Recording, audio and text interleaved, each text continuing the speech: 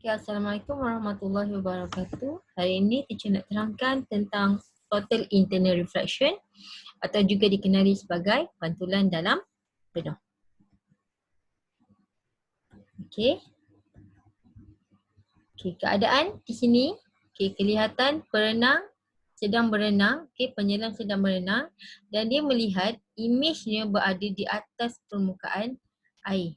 Okey, seolah-olah permukaan air itu bertindak seperti sebuah cermin. Okay. The inside surface of water can act like a perfect mirror. Okay. This happens when the light rays in the medium strike the surface of water. The internal reflection of light at the surface in a medium is known as total internal reflection. And this depends on the angle at which light ray in a medium strike the surface of the medium. Okay, sebentar lagi teacher akan terangkan dengan lebih jelas. Okay, total internal reflection and critical angle. Okay, pantulan dalam penuh dan sudut dan indeks biasa. Okay, kita lihat.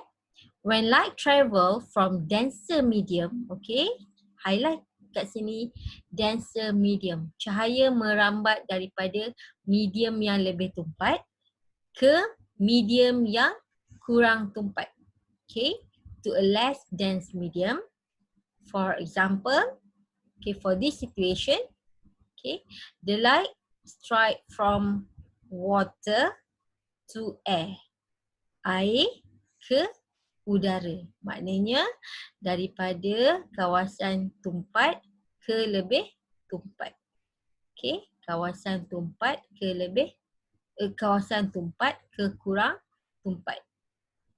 Okay. It bends away from normal and a small part of incident ray is reflected inside the water. Okay, baik pelajar-pelajar, abaikan dulu cahaya yang di sini. Okay, bila cahaya merambat daripada lebih tumpat ke kurang tumpat, sudut tuju akan kurang daripada sudut bias. Sudut biasan, okey, maknanya ini tuju bias. Okey, disebabkan dia merambat daripada lebih tumpat ke kurang tumpat, sudut bias dia melebihi sudut tuju. Okey.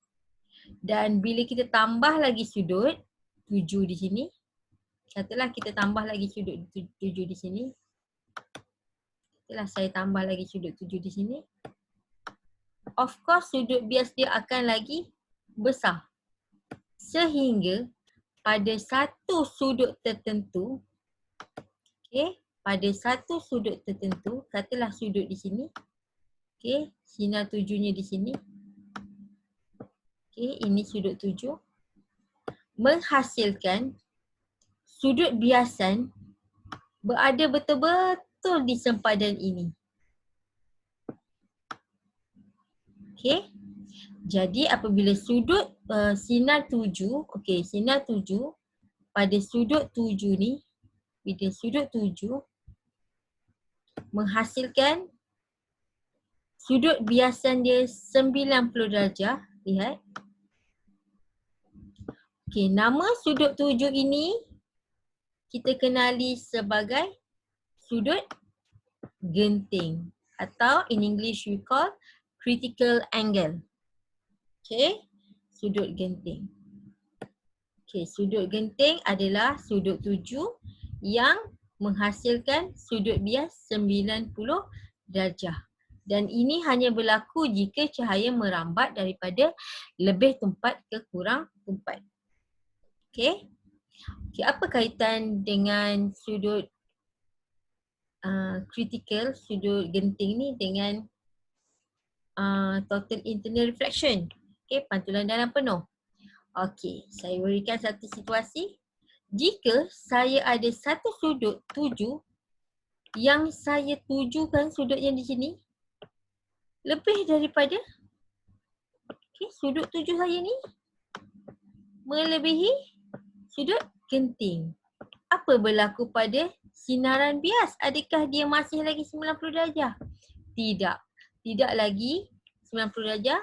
So bila sudut tuju melebihi sudut genting, sudut berlaku fenomena pantulan dalam penuh. Maknanya cahayanya akan terpantul kembali masuk dalam medium air balik.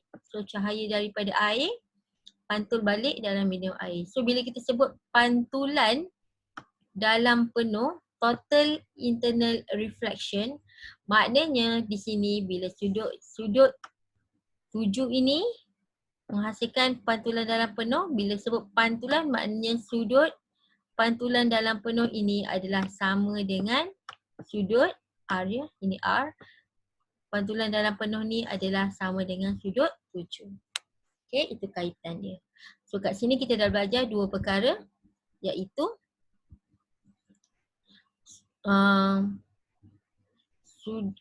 sudut genting dan pantulan dalam penuh. Sudut genting adalah sudut tuju yang menghasilkan sudut bias 90 darjah. Okay, sudut tuju ni yang menghasilkan sudut bias 90 darjah dan berlaku bila cahaya merambat dari lebih tumpat ke kurang tumpat. Dan bila sudut tuju melebihi sudut genting, ni sudut tuju melebihi sudut genting, dia akan menghasilkan pantulan dalam penuh. Okey, itu dia pantulan dalam penuh. Okey, lihat di sini. Inilah yang saya terangkan tentang sudut genting. Sudut tuju, okey, abaikan dulu yang ni. Sudut tuju menghasilkan sudut bias 90 darjah. Nama baru sudut tuju ni ialah sudut genting. Kita tak panggil dia sudut tuju tapi kita panggil dia sudut genting. Ingat, dia hanya berlaku fenomena ni.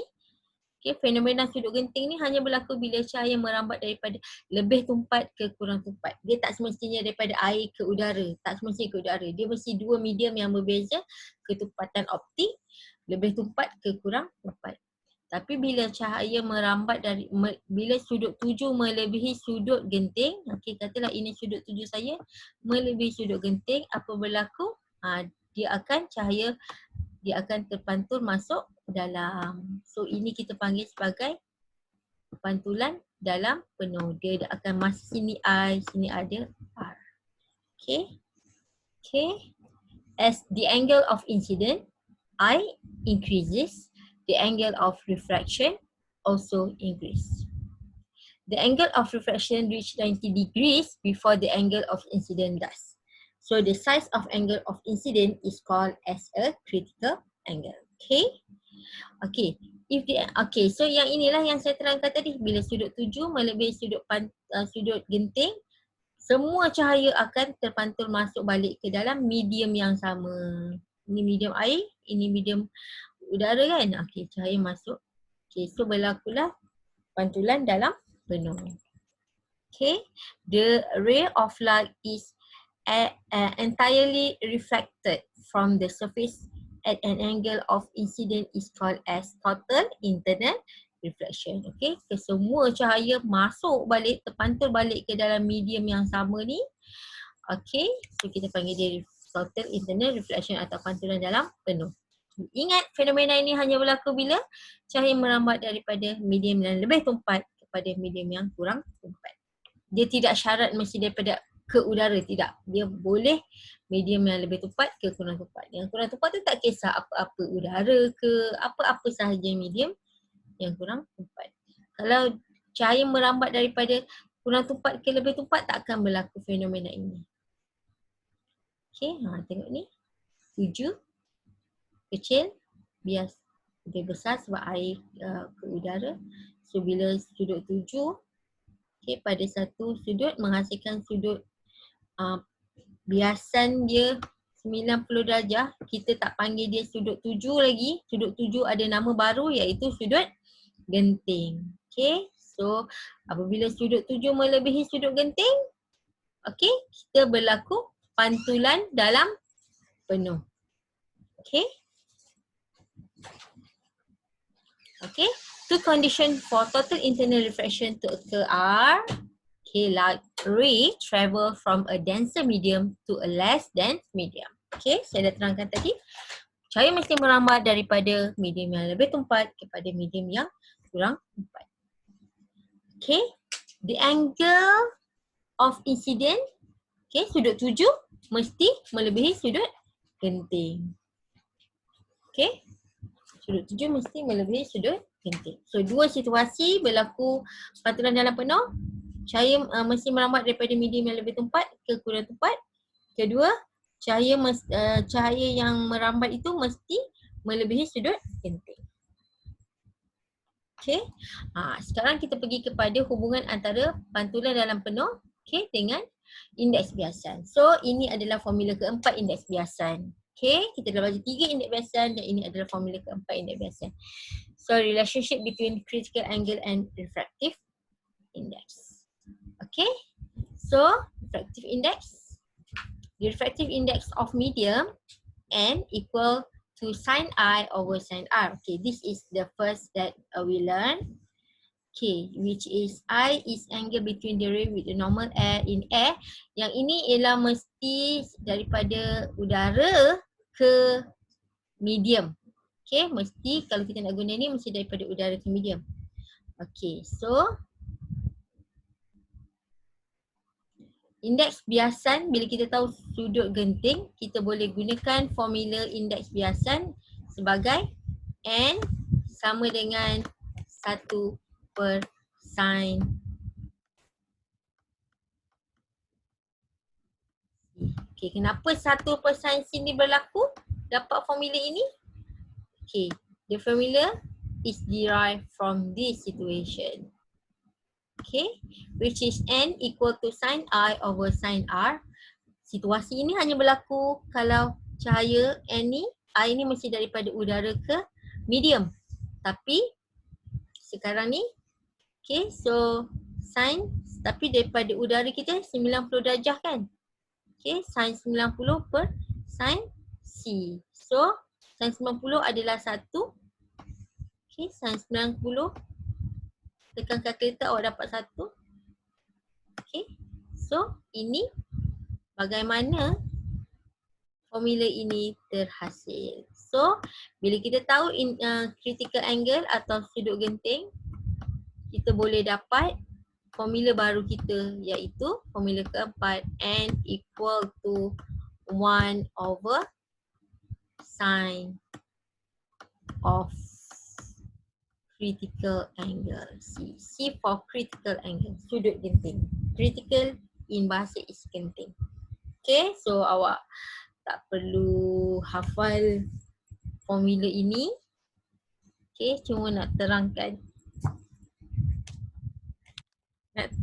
macam mana nak dapatkan satu presensi. Okay, contoh penyelesaian soalan. Okay, a glass of block has refractive index n equal to 1.52. Calculate the critical angle of the glass. Okay, so we can use the formula of 1 over sin C. Okay, n equal 1 over sin C. Okay, then you substitute, so we'll get the answer. The critical angle of water. So see, the second question, we have C, critical angle of water.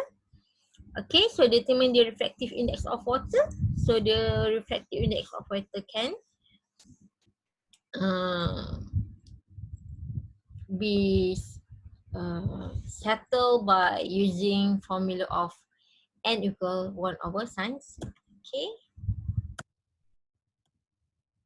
just use n equal sin C. Okay, another example.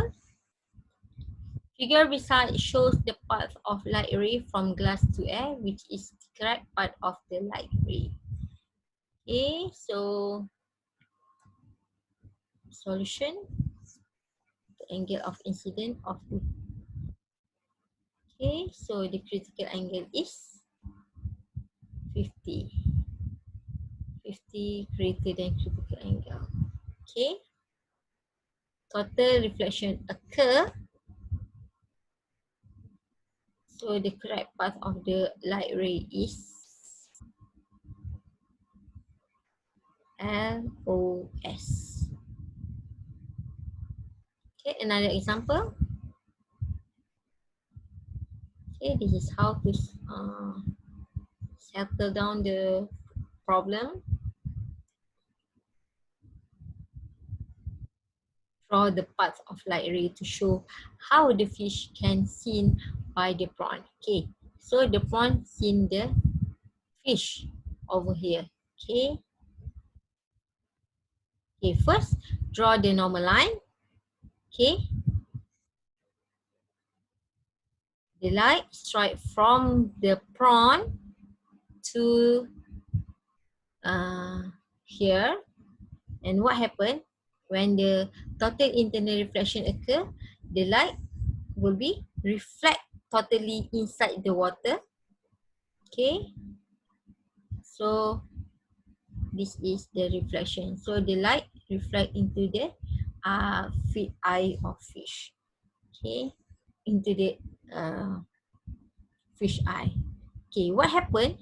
Okay, mata ikan ni, dia fish eye ni cannot be seen if the light bend. So it only can be seen if the light in a straight line. Okay, see what happened? So dia akan nampak prawn ni berada di mana? Berada di sini. So dia nampak prawn ni seolah-olah berada di sini. Okay. Okay, natural phenomena involving total internal reflection. Okay, mirage ataupun logam maya. Macam mana logam maya ni berlaku?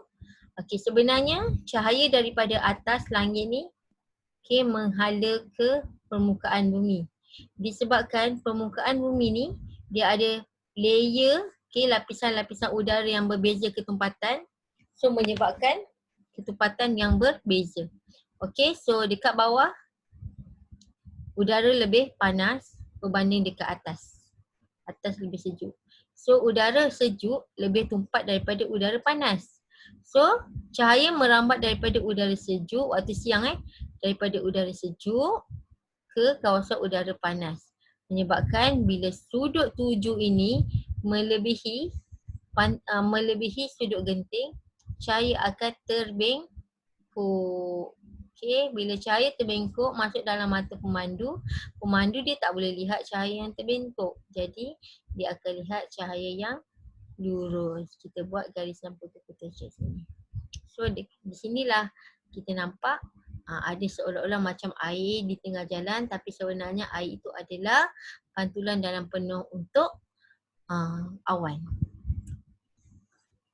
Okay, result from refraction and total internal reflection. On a hot day, a person will see an imaginary pool of water appearing on the surface of the road. So we call that as a mirage. The layer of air near the ground are hotter. Okay, the layer higher up are cooler and denser.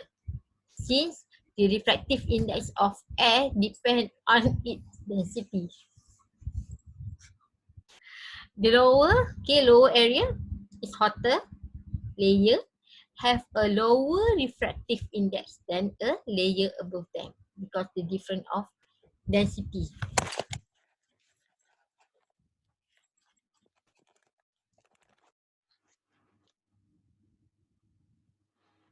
Okay, so light from the sky is refracted gradually towards the horizontal after passing through the different layer of air of different density.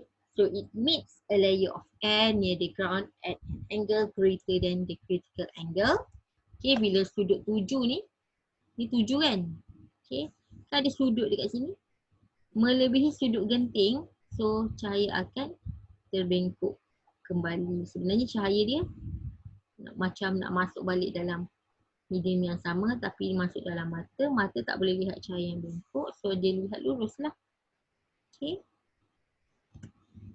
So total internal reflection takes place and the light is reflected upward. Okay. So FYI, the blue color of the sky during the daylight hours result from the intense scattering of blue light from the sun.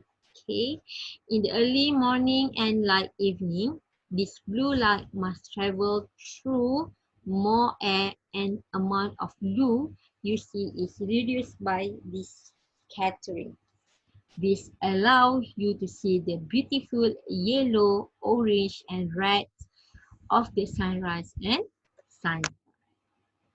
Okay, this is how the total internal reflection occurs. Okay, so actually warm and cool, this is incident light.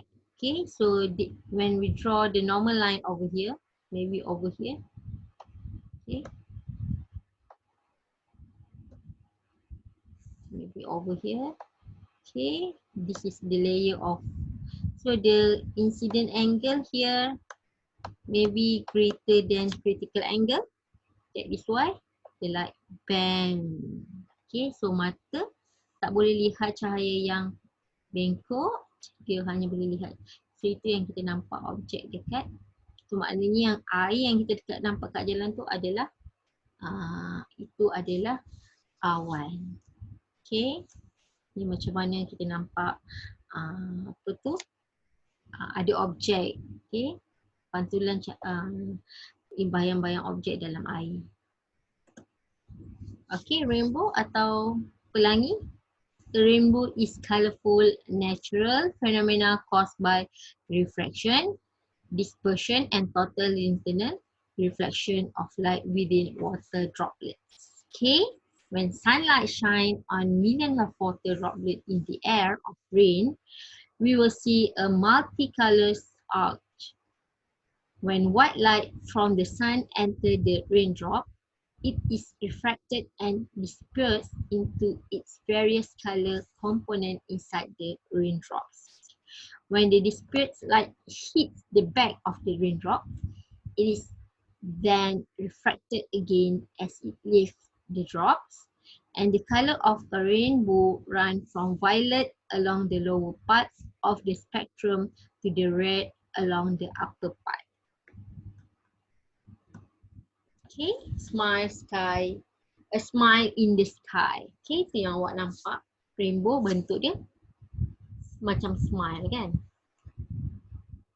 Okay, pocket lab. Okay, boleh baca sendiri. Okay, violet at inside of the arc, then blue, green, yellow and the outside right. Okay, application of total internal reflection. Okay, total reflective prism. Okay, actually, okay, total internal reflection atau pantulan dalam penuh berlaku. Kat sini tidak berlaku pantulan dalam penuh. Okay, cahaya straight.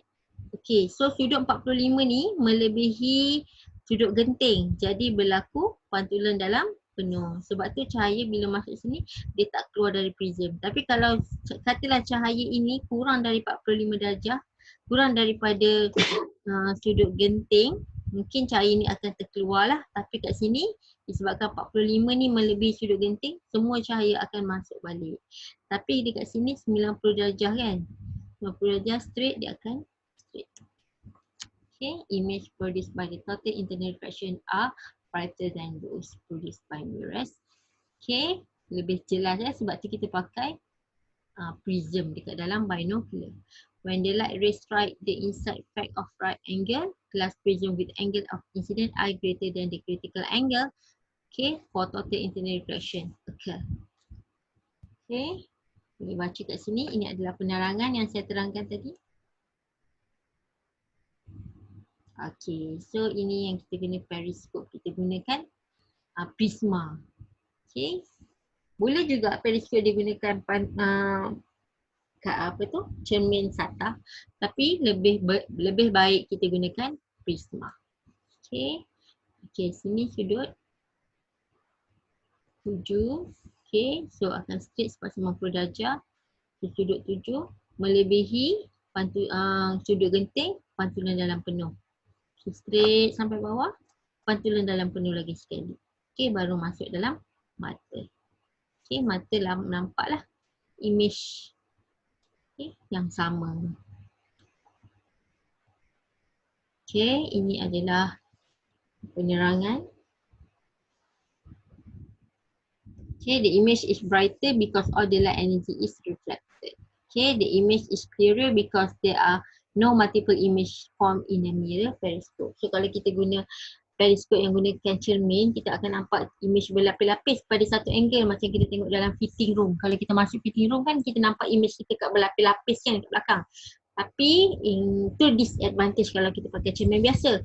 Tapi advantage kalau kita pakai prism ni, kita tak akan nampak image berlapis-lapis. Maknanya semua cahaya yang masuk semua akan dipantulkan dengan efficient. Okay, ini kita tengok prism binocular prisma. Okay, the benefit of using prism binocular, image tegak. Okay, distance between the object lens and the eyepiece is reduced. Okay, this make the binocular shorter as compared to a telescope which has the same magnifying power. Okay, most binocular contain two prism mounted at the right angle to each other so that the light can be redirected from the object to the eyepiece by total internal reflection. Okay, kita lihat semula bagaimana dia susun balik prism tu. Okay, prism tu dia susun macam ni, nampak tak? Prism 90 darjah dia susun macam ni satu, macam ni satu. Kalau binocular tadi, dia susun macam ni. Kalau binocular dia susun macam ni. Straight. Okay. Berapa kali pantulan yang penuh? 1, 2, 3, 4. Okay. Kalau periskop 1, 2. Okay. Walaupun dia guna 2 prism, berlaku 2 pantulan dalam penuh. Tapi kalau binocular 2 prism juga, tapi ada 1, 2, 3, 4. Susunan dia berbeza. Okay. Okay, fiber optik. Macam mana fiber optik? Fiber optik ni dia ada layer layer dalam, layer luar. So layer luar ni lebih tumpat daripada layer dalam. Fiber optik digunakan dalam komunikasi dan perubatan. Okay. So awak boleh baca sendiri yang ini. Okay, dan okay, ini bagaimana pelangi terhasil. Untuk fiber optik, okay, kaedah dia macam ni. Cahaya daripada sini, kalau kita masukkan cahaya, okay, lapisan dalam ni kurang tumpat dari luar. So bila sudut tuju ini, okay, cahaya lapisan dalam lebih tumpat daripada luar. Okay, dalam lebih tumpat. Okay, maknanya bila sudut tuju cahaya tuju ini melebihi sudut genting, dia akan terpantul ke dalam balik. So maknanya tak ada cahaya pantul keluar lah. So bila dia sudut tuju ini dalam lebih tumpat, luar kurang tumpat, dan sudut tuju melebihi sudut genting, dia akan terpantul. So that's why bila kita guna fiber optik ni, walaupun dia bend, dia lembut, boleh dilentur-lentur, semua cahaya atau isyarat akan terpantul balik sampai hujung. Okay, so awak boleh bacalah the benefit of using fiber optik. Okay, the advantage. Okay, ini bagaimana pelangi terhasil. Okay, habis. Okay, ini sahaja penerangan tentang pantulan dalam penuh. Kalau ada apa-apa soalan, kamu boleh tanya di grup kita untuk perbincangan. Okay, terima kasih. Assalamualaikum warahmatullahi wabarakatuh, dan saya harap kamu buat nanti soalan, contoh-contoh soalan yang ada di dalam slide ini dan dalam buku teks.